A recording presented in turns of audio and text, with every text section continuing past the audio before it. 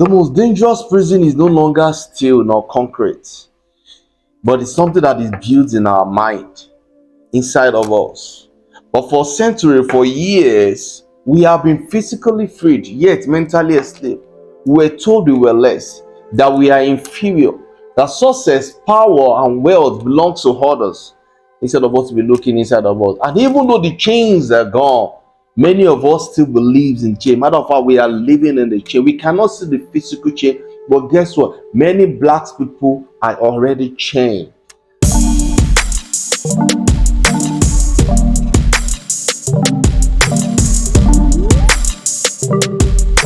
You're welcome to Unicoach, where we'll learn, unlearn, and relearn. If you are tired of living with limits and want to break free, hit that subscribe button, because in this channel we're going to be exposing a whole lot of things, and we're going to be shaping our mind in order for us to live a better life and be a better version of ourselves for the next generation. So if you're a black person, whatever, try and join this community. There's a series that we want to unfold on this channel. Please join us and watch this series to the end. Matter of fact, this is the first series, but thank you for coming online. We're going to be breaking down so many things for a couple of times. So stick with us, and if you love what we share, please hit that subscribe button, and at the same time, also share with your loved ones. Thank you. Now let's get into what we have for you today. Let's be real. Physical chains may be gone, but mental chains still exist. Mental slavery is when you accept oppressions rather as normal, when you believe you cannot win, when you doubt yourself before you even try something. This is what we call mental slaves. Bob Marley once said, "None but ourselves can free our mind. Nobody can do it for us." So the number one thing is the signs of mental slavery in our community today. How do we do it? The signs of mental slavery in our community today. Number one is lack of self-belief. Many black people don't even believe in themselves, in their greatness anymore. Fear of success. We think power, wealth are for others, not for us. Most of us were even crabbed on a bucket of mentality. We tear each other's down instead of trying to see how we can lift each other up. Lack of ownership. We consume so much but don't own much. We follow but not lead. We are afraid to take the lead. And these are the things that are holding us back for a long time. From the moment we were born, we were bombarded with images and messages that tells us that we are not enough. History books ignores our greatness. The media focus on our struggle instead of our victories. If you go to the media, CNN and all that, they project Africa as a struggle place to be.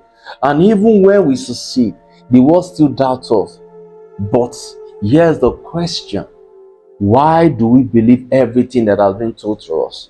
The number one, the most important question is the root of the problem. What is the root of our problem? How did we get here? Why do many of us still think like captives? Why? Why have we been, been mentally enslaved for a very long time? And this is something that will be lasting for years if we don't take caution and see how we can deal with it. Where does mental slavery comes from? Number one, colonial education. We were taught histories that glorified our oppressors and erased our own achievements. Number two, religious control. Instead of our faith empowering us, it was used to keep us obedient. Number three, economical independency. We were forced with jobs that served others while being discouraged from creating our own wealth. Media manipulation. The world sees black people as criminals and failure instead of kings and leaders. Carter Woodson once said, "If you control a man's thinking, you don't need to bother or worry yourself about his actions anymore. Just control his thinking." And that's what they've done to us. They have controlled our thinking. They are in control. Forget about this action, forget about this government and everything that's going wrong. They have controlled the thinking. But here's the truth they don't want you and I to know. Before slavery, before colonization, we were kings and queens. We lived in abundance. We built empire. We created science, mathematics, architecture, and literature. We were never meant to be slaves in any way at all. It was when they came to enslave us by the power of their mind. Now, here's the thing. How do we break free from mental slavery? In this series, there's a whole lot of series, but this is number one series we're talking about here. First, we need to start reprogramming our mind. We are the product of our thoughts. We have to start reading books about black people.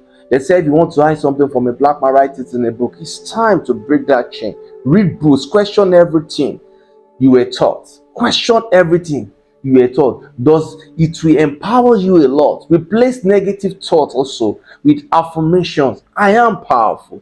I am capable. I am enough. Because you and I, we are enough. Learn your true history. Learn where you came out from. Because if you don't know where you came out from, you will not be encouraged to know how far you really want to go in life. Learn black history. Learn everything you need to learn about black. So in order for you to learn how to teach your next generation how to be great again, learn from the history that we were once built.